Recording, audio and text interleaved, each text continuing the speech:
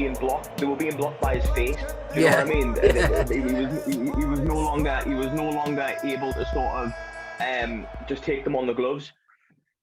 Hello and welcome to another episode of Another Round. I'm Mike Thomas. I'm with my co-host Hamza Hanif. Today we're going to be going over reaction to the Canelo Bivol fight. Big fight in Vegas, all the reaction to that. And then, of course, the huge fight this weekend, the rematch between Brian Castano and Jermell Charlo. And obviously predictions for that fight as well. How's it going, my friend? I'm great, Mike. How are you? I take it, obviously, you've watched the Canelo fight a few times since we last spoke. Yeah. What were your thoughts? Yeah. Well, the thing is, like, a couple of times we touched on this on previous shows that Bivol was very big and very technical, but his last couple of performances weren't exactly standout performances. This one definitely was. So what was sort of unknown about Bivol to an extent is now known. I was shocked by how big he looked in comparison to Canelo when he was actually in the ring. You know, face to face, there was obviously the height difference, but like seeing him sort of, he was quite a upper body stacked. He looked bigger, and he made it look so comfortable. I was so impressed with the way that he boxed, because he clearly boxed to a great game plan. But it was surprising to see how sort of frustrated Canelo got as well. There was like several moments within the fight where he was very sort of frustrated. Yeah, you see? Just sorry to interrupt you. Did you see when he got so frustrated that he like literally lifted Dmitry Bivol off on his shoulder and just like lifted him and just threw him on the ground? I don't know what I can't remember what round that was, but he was obviously getting to him that he couldn't get anywhere with him in that fight. He was very frustrated. Yeah. A lot of arm punching by Canelo as well. That's another thing that I found. I think he found it hard to negate that sort of distance with a good boxer. It's not as if Bivol was kind of like standing off it and boxing him, but then he was also coming in and throwing a lot of combinations. But he was fighting. I think a lot has been made about the vegan diet, like on social media, about Canelo, because he did look tired in there. He looked fatigued. But I think a lot of it was he was fighting Bivol's fight, and that was tiring him out as well, you know? You make, really good point. That two points from that. I watched Bivol's post fight interview. I think it was on IFL, and basically he was saying, you know, he didn't want to be predictable, because I think Canelo, what his thing is, he studies the fighters. I think he knows how they're going to fight, and I think he comes into it with a certain game plan. And this time it was hard because Bivol, if you saw how Bivol fought the last two fights, it would have led Canelo into a false sense of security, made him feel confident, because Bivol was terrible in his last two fights. He was actually really bad. So I think Canelo came into it thinking, oh, I can have this guy. I can do A, B, C, D on him, and I'm going to be able to do this on him, and it's going to work. And Bivol came in with the mindset like, I'm going to be really unpredictable. I'm going to do things that make it difficult for him to understand how I'm going to fight. And it really did get to him. Add to that the fact that, you know, instead of cutting down the weight and being lighter, he's significantly had to eat up. You know, you're eating up to the weight in his case. In Canelo's case, you'll see it with cruiserweights going up and lightweights going up to cruiserweights going to heavyweight. See it more with like the cruiserweights and going into heavyweight, but you don't often see it as much that weight and in that weight. But he looked sluggish to me. He didn't look himself. I don't know what you thought. He did not look himself. He came out. He didn't even look his usual kind of confident, buoyant self when he came out. And the last few rounds, mate, he looked so tired. I don't know what you thought on that. It was kind of weird. Yeah. Like it was weird because like what we've noticed about Canelo is he puts a lot of pressure on fighters, and he often backs them into the ropes. And in this fight, I noticed there was several times within the fight where he was laying on the ropes. And I believe it might have even been the 10th round where it towards the end of the 10th round, it really didn't look like Canelo could get off those ropes. And I don't like, you know, Bivol had him kind of cornered, had him backed up, and it did look like a different Canelo. I'm sort of split on whether that was Canelo sort of struggling at the weight, which I'm sure he was. I'm sure the fact that, you know, like the fact that he had to eat up to the weight definitely made him slower, made him sluggish. He seemed to be physically fatigued as well. Like it wasn't even as if his movements were lethargic. His actual, he didn't seem to have the energy to have the same kind of output that he usually has as well.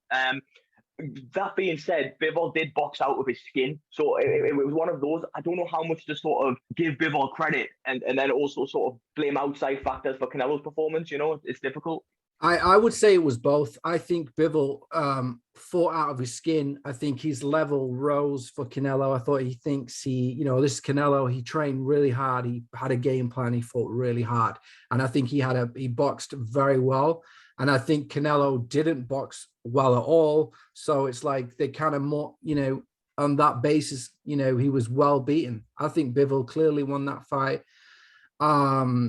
I did say it could be a potential banana skin and everybody wrote him off. And I think that's more to do with the fact that he's not well known as a fighter. We know him. We know that he's a good fighter and that he's got a huge amateur background. He's undefeated. He's a champion in his own right in light heavyweight. And he can probably challenge Tabiev for the undisputed, I would think. And that's probably where he'll go if there isn't a rematch. But yeah, I think if they have a rematch, I think it'll probably be at 168, just because I felt like Canelo looked very uncomfortable in that weight at 175. He did look sluggish. I think also he was kind of under the assumption that he could win based off the fight he had with Kovalev. The Kovalev fight, my friend. Okay, so what we don't take into account was that he just had a major fight with Yard. He had a massive fight with Anthony Yard. 30 days later, he's asked to fight Canelo. He was still having headaches going into that fight against Canelo. Canelo basically was losing that fight by a lot of people's estimations against Kovalev, and Canelo pulled that knockout out of the bag. That's what made me think that Canelo started very slowly, which he often does. Because in his mind, he's thinking, I'm just going to knock him out later on. You know what I mean? He's thinking, I'll punch him in the arm. I'll wear his arm down so he's got no arm strength. And then I'll knock him out in the championship rounds. But what I saw from him was he was blocking a lot of shots from Bivol. In the early rounds, he was blocking a lot of shots and taking a lot on the hands. And then in the championship rounds, he was so tired. To me, he came out so sluggish. He was taking lots of punches to the face, lots of jabs to the face. He didn't really jab. Mike Tyson came out and said, if Canelo came and did that again at 168, he would, if he used the jab, he has a much better chance of winning, because Canelo doesn't always jab, because I think he's just got that confidence that he's not lost in 9 years. He's got, he's had a 9-year winning streak where he's never lost. So he doesn't use the jab as much as he should. And I think in that fight, he definitely needed to use that jab a lot more. But yeah, that was kind of my take on it.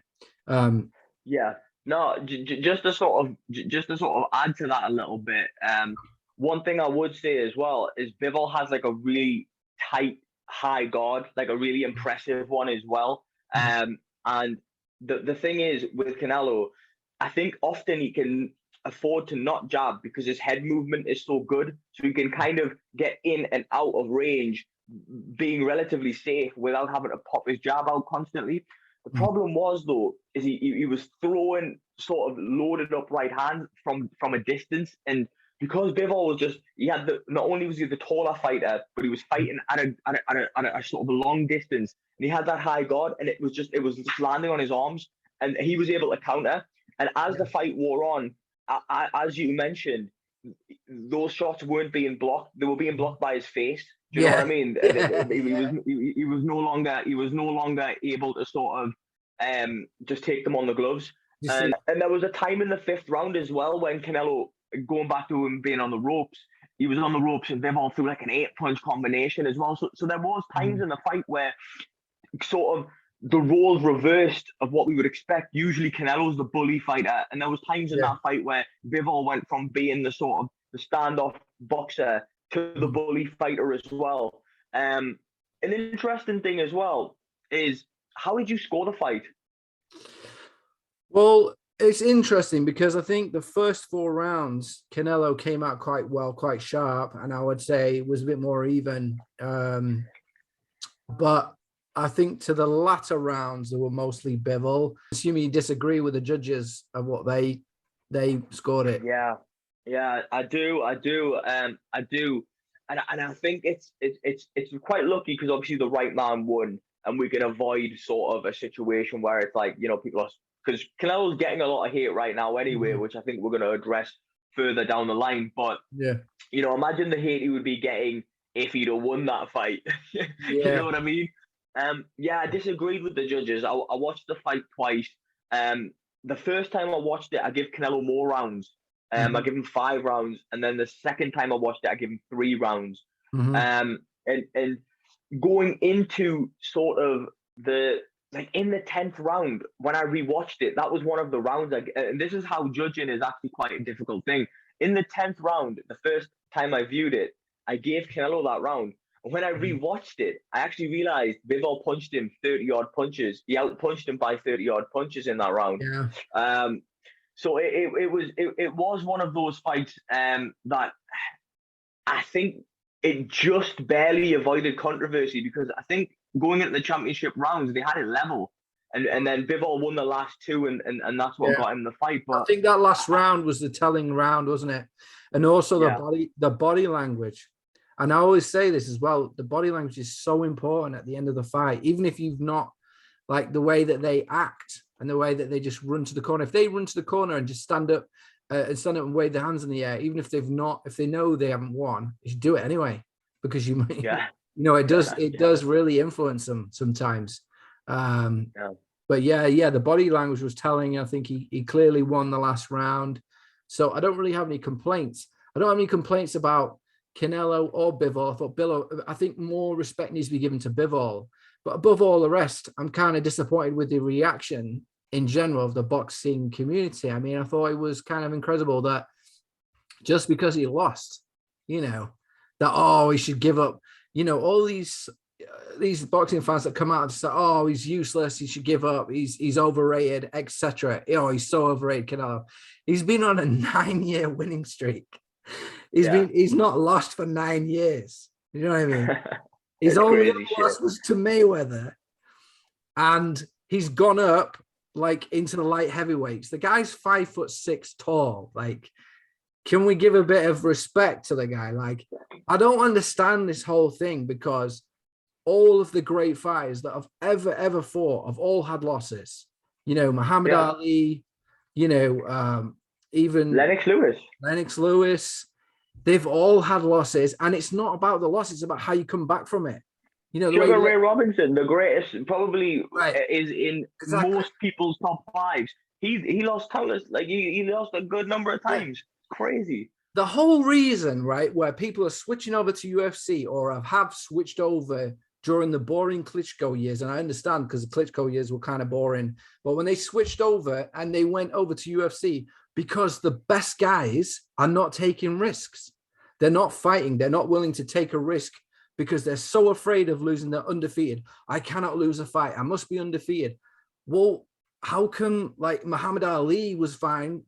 Lennox Lewis, he came back, fought Hassan Rahman. I mentioned it before, but it's about how you come back. It's not about taking the loss. It's not about the loss. It's about how you recover from it. And that's what annoys me with all these people. Do you know what I mean? It's ridiculous. How are you just writing somebody off because they've had a bad night and Bivol's performed above and the odds are have gone the other way? They're criticizing Eddie Hearn as well. No, that's what you want. You want the best fighting the best. You want the good fights. You want the even fights. You want the 50-50 matchups or the 60-40 matchups, because you don't want to see people, and I'm not going to mention names, but supposedly the best guys in their division. They'll fight those guys that are nobodies that you've never heard of. They'll easily win, and then they'll be like, yeah, well, that's why you should be regarding me as number one. How can I regard you as number one when you haven't fought anybody that is recognized in the top 15, bro. You can't be saying, oh, well, Canelo's lost, so obviously I'm now the best in the world. How? You haven't fought until you fight, okay, and let's be honest, Bud Crawford fights Errol Spence and them two have it out, then we can say, oh, you're the best of your division. I will say that. I will say that. Yeah. But you can't just be making all these things when you're not taking risks. You know, Canelo isn't even asking, he's not even doing hydration clauses. You know, some of these guys that are coming out of the woodwork, they've never gone out of their own weight division. They've stayed in their own weight division their whole life. And let's be honest, a lot of these guys they waited until they were 38, waited until they were 39, 40, to the end of their career. Do you know what I mean? They waited until these guys were at the end of their career. Then they came out and fought these guys. So not always, but a lot of the times that is the truth. So it just annoys me, mate. Anyway.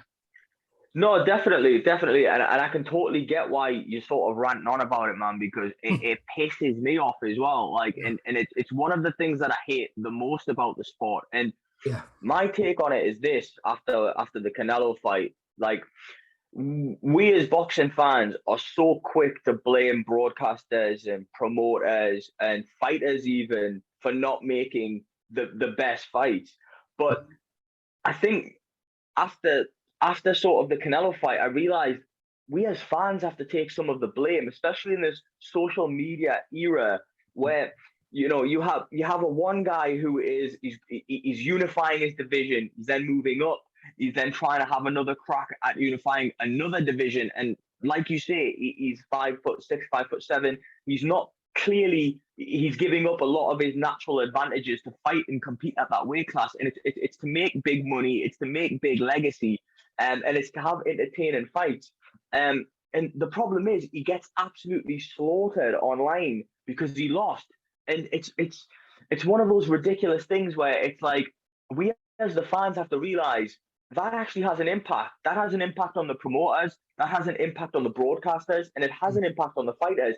Like, if you're a fighter and you're watching that, and you're probably thinking, well, maybe I'm gonna dodge the stronger champion in my weight division because there is a chance I might lose, and I'm gonna lose all these fans, I'm gonna lose all this money. And it's the same for broadcasters and promoters. If they've got a fighter, they don't want to risk him now because they see how people react. And we have to now take some of the blame and be like, actually, are we holding the sport back?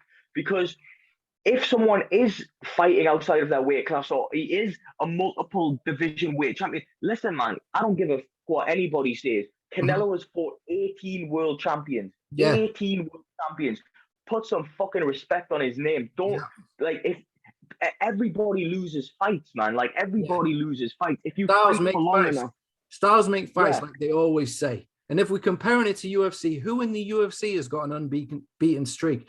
Virtually nobody. It's so exciting, and it doesn't stop you from enjoying a fight. It doesn't stop you from enjoying a fighter's career. It doesn't stop anything. Exactly, mate. Exactly. You need those fights. You need the best fighting the best. That's what virtually happened in the kind of golden era in the 60s and 70s, when you had the best, obviously the glamour division, the heavyweight division, always will be. That's when you had the best fighting the best, and they didn't care. They were just willing to fight each other.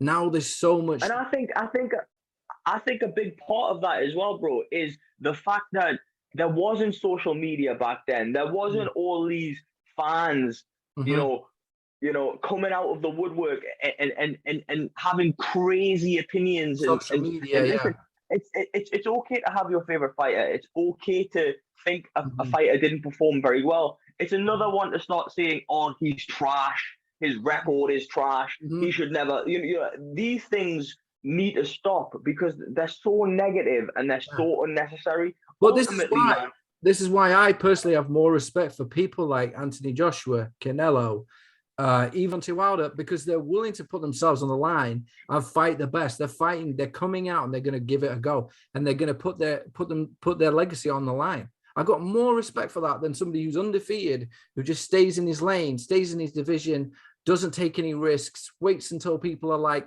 40, on a good day with a freaking sport. See back-to-back shit. We want to see trilogies. That's what's going to bring this sport, you know, all the eyes and all the pay-per-view money. Like, Yeah. Listen, I've got a lot of respect for Floyd Mayweather. He was a defensive genius, and you know, and he's definitely up there as one of the all-time greats, you know. But there were some Floyd fights that were pretty fucking boring, and you know why? It's because he was protecting his O. That's why, you know. Debatable as well. Some of them were a little bit okay. Not sure about that one. Some of the Maidana ones, I'm not sure. And also, I would say as well, I have so much respect for Mayweather. Obviously, in my opinion, was the best defensive boxer ever. He had the best defense of all boxers of all time. But what I would say is that he's tarnishing his reputation by some of the things he's doing right now, coming out and in the media and saying things that he doesn't need to say. To me, that's like, you should just let other people judge your legacy, and you don't need to come out and slag off somebody like Canelo. History decide. You know what I mean? Let time go by and let the people decide. He's been on a 9-year winning streak. Yeah. He just made $53 million. By the way, Bivol made $5 million in that fight. Okay, and he fucking won. He won the fight. Canelo's going home with, which, by the way, is probably his career high payday. You know, I think Canelo's doing all right, and he's got options, mate. He can go this way, he can go that way. Like, people always want to fight Canelo. I think he'll be all right. You know I think Mayweather tarnished his legacy when he got those hair plug things put in. Like, you know what I mean? Come on. What was all that about? He's a funny guy. He's a funny guy. Yeah. In all actuality, he was a hell of a boxer. Shame about his personality, but he was a hell of a fighter. He was a great fighter, mate. But yeah, talking about this being the right decision, and we're talking about controversial decisions. Jermell Charlo and Brian Castano fighting again this weekend, the rematch. That's going to be in Carson, California this Saturday. Cannot wait for that fight. I'm excited. I want to see a big performance by Jermell Charlo. He has to bring it. He has to be decisive, and he has to be conclusive in his win. What were your thoughts, mate, on the first fight? I mean, it was an absolutely epic fight, the first one. You know, their styles gelled so perfectly. Charlo with his come forward pressure, you know, his hard hitting, it's very sort of accurate, spiteful long shots, and Castano, just a shorter, stockier guy, throws those fantastic hooks and always keeps that pressure on. They went back and forth quite a bit, and you know, in the third round, I believe, I think, if I remember correctly, Charlo was on the ropes. Yeah. And he got hit with a bloody great left hook by Castano. Like, he's got a hell of a chin, Charlo. That's one thing I remember thinking, like, wow, because his knees dipped, but he was straight back up and straight back at him, you know. So you have to respect him. Yeah. It was always been hurt. You know what I mean? 100%. No, I agree with that totally. It was a great fight, mate. It was back and forth. I think, to be honest with you, I think a split decision draw was probably the most sort of responsible decision in that fight, because it was one of those fights where either man could have won it, but neither man really did enough to sort of say, I bested the other man. Yeah, I mean, that's fair. I'm just going off tremendous fight, and I'm really excited to see the next one. Yeah, and I'm just going off what I was more reflecting on was more like the build up to the fight, how Castano was basically completely written off. And this was easy for Charlo. This was just going to breeze through him, and it was going to be an easy blitz fight for him. Great personality. He's great for boxing because he's a great personality, and that's what we need. We need more people like that in boxing. He's great for boxing, but his performances have to match what he says outside the ring. And I'm hoping that on Saturday he brings it, and he finally, you know, is a conclusive, concisive win. Because previously it was kind of debatable, and I think a draw was kind of probably fair. You know, the problem was, you know, the lead up to the first fight, I think Jermell Charlo hyped himself up a little bit. He was kind of saying, "Oh, this is going to be easy. I'll breeze past this Castano guy. You know, I'm not going to have any problems with him, and I'll beat him easily." And then when the fight came, it was very much kind of very even. So I think this rematch is for him to basically back up what he was saying before the first fight and have a really definitive, clean win. And ideally, he wants a knockout in this rematch. You know, that's why it's going to be an exciting fight, because really, to kind of save his reputation, he's going to come out and have to have a good, clean win. Yeah, definitely. I agree with you. And I think as well, I think he can knock Castano out, despite the fact that in the last fight, Castano was actually the one hurting him more frequently. You know, Charlo is a spiteful puncher himself, and he lands very clean. And Castano's there to be knocked out. And what I mean by that isn't that he's a bad fighter. He comes forward and looks for a fight. He's not going to sort of be negative and kind of like look to dip and dodge. He's going to come right at you and try to put some damage on you. So I'm really excited for this fight, man. It's going to be amazing. Night for Charlo, but I think he can get it done if he boxes to his game plan. I mean, and if he wants to be in the top 10, top 5 even, if he wants to be considered one of the best in his division, he's got to come out and he's got to really put on a big, strong performance. Do you know what I mean? And definitively knock him out. That's what he's looking for, and that'll be good, mate. And I'm excited for that fight. But yeah, good to talk to you. I think I've prattled on for long enough, you know. All right, mate. Well, that was good, and I enjoyed it. And that's been another episode of Another Round.